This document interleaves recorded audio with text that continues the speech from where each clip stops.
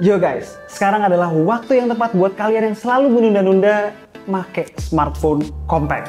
Kalau beberapa tahun kebelakangan smartphone compact itu jualannya cuma satu, keimutannya doang, size-nya doang, sekarang nggak lagi. Performance-nya kece, baterai oke, kameranya juga top, dan overall experience-nya bener-bener mantap. Nih, Samsung Galaxy S23 5G. Setelah coba beberapa waktu belakangan, gue merasa S23 5G ini merepresentasikan apa yang kita maksud dari segmen kecil ganas di K2G.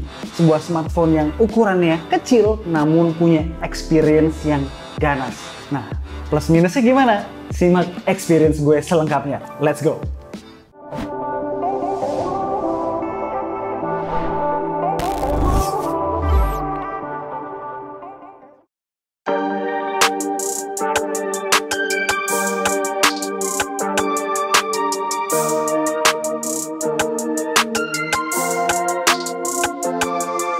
Sebelum mulai harus gue sampein ya, tema upgrade flagship Samsung sejak akhir tahun lalu dengan foldable seriesnya lebih ke arah fine tuning experience untuk memberikan added value lebih kepada kita sebagai end user. Dan ini berlanjut sampai S23 series ini. Dalam hal ini, kali ini videonya tentang S23 yang biasa, yang vanilla variant. Bukan berarti hal ini sebuah kekurangan, karena minor fine tuning pun kalau tepat sasaran efeknya bakalan bermanfaat. Intinya, ekspektasi harus dijaga, ditambah expect some surprises.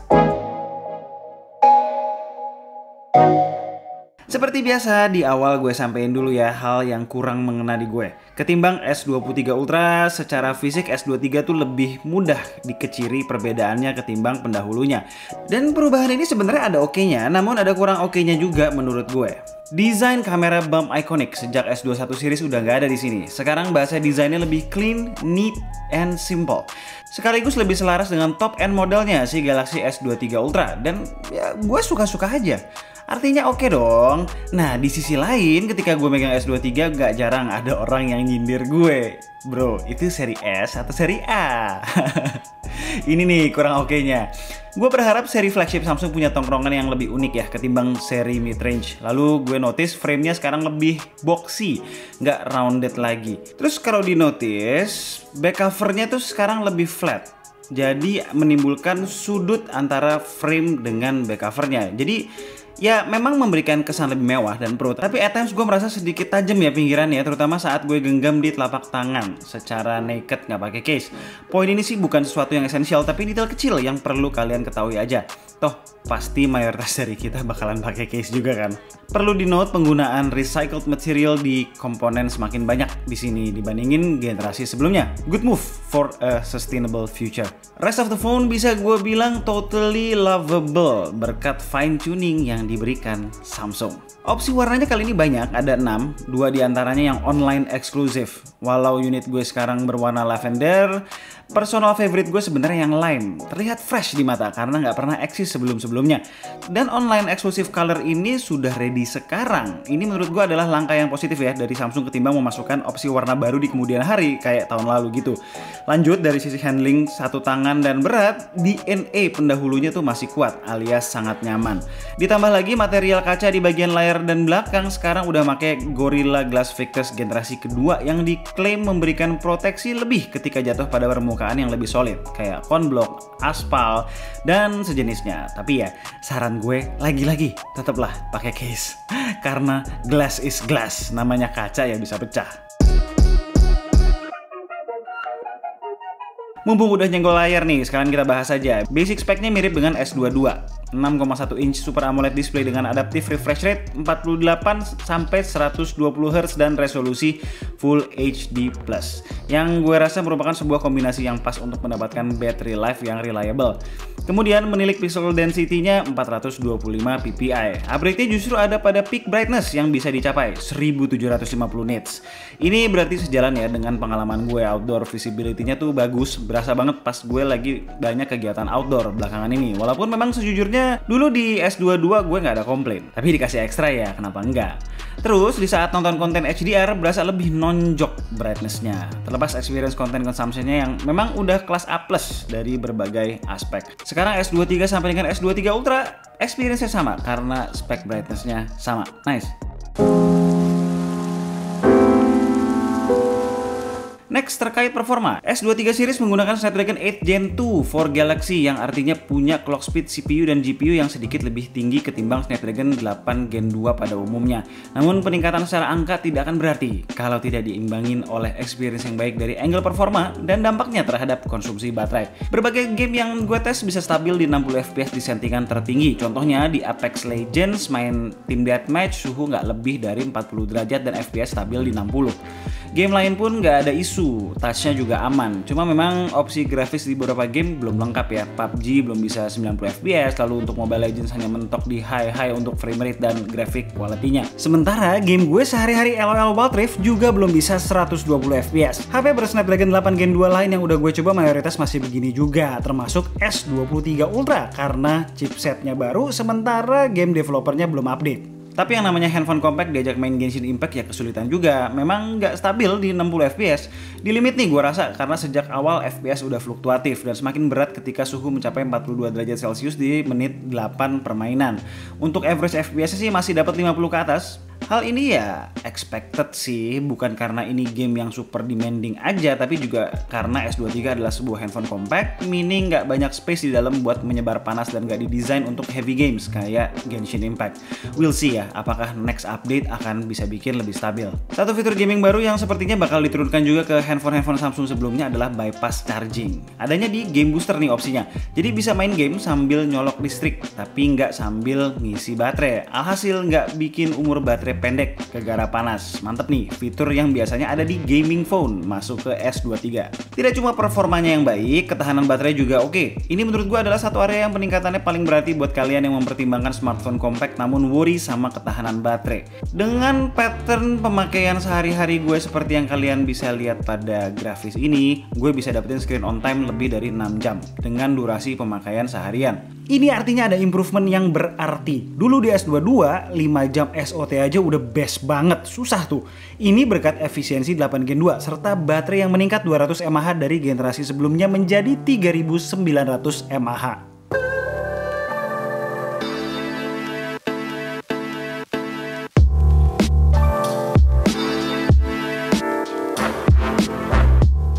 Lanjut, kamera. Nah, ini sih yang kebanyakan nyobain si Satis ya. Berdasarkan analisa dan obrolan kami, terlepas setup kamera di belakang yang plek-ketiplek sama dengan S22, hasilnya itu bagus dan konsisten. Kalian bakalan happy. Tebakan kami karena hardware kameranya bukan barang baru. Samsung punya banyak waktu mentuning computational fotografinya sehingga lebih matang. Bahkan lebih konsisten secara processing warna dari S23 Ultra. Output ketiga kameranya di belakang cukup seragam dalam berbagai kondisi, baik secara dynamic range dan tone warna.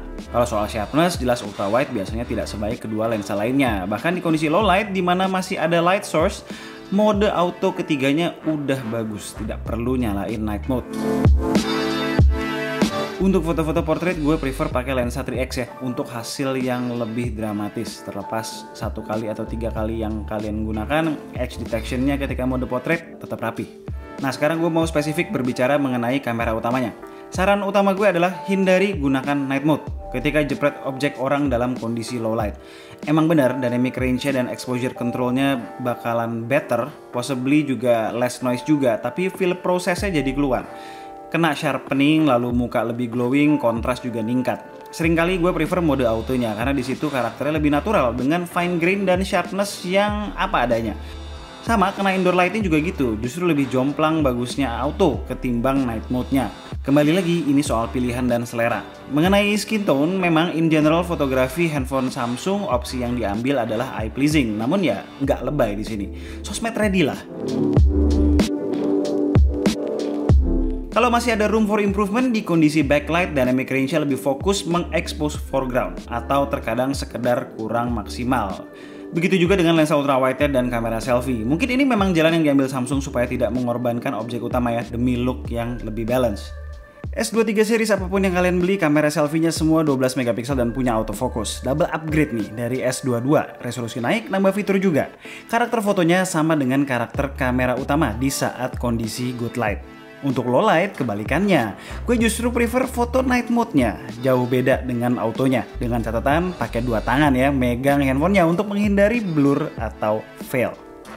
Perekaman kamera depan Samsung Galaxy S23 ya kan?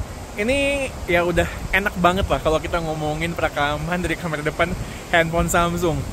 4K 60 fps maksimalnya. Dan footage-nya itu stabil.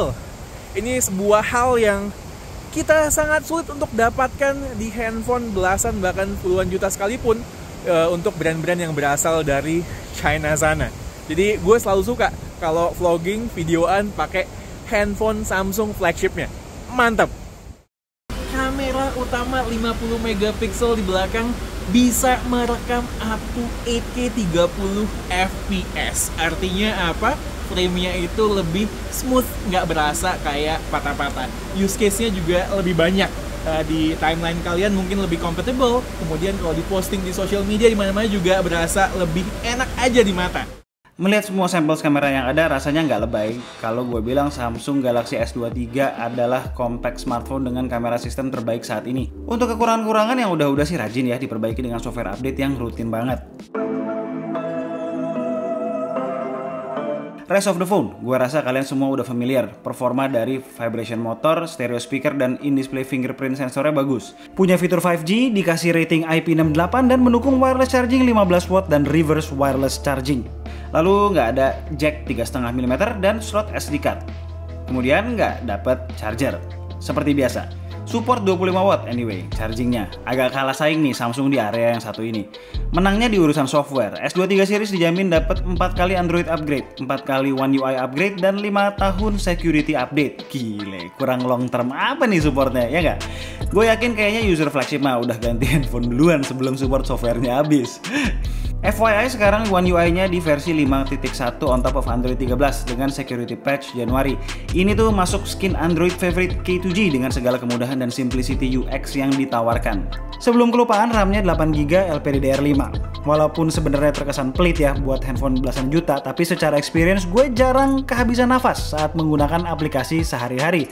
Karena by default fitur RAM Plus yang memanfaatkan internal storage sebagai extra RAM nyala. Terakhir, info buat kalian buat yang varian 128GB, jenis storage-nya masih UFS 3.1, kalau yang 256 4.0. Mungkin penting nih ya buat sebagian dari kalian yang masih sering bolak-balik transfer banyak file dari handphone ke laptop misalnya.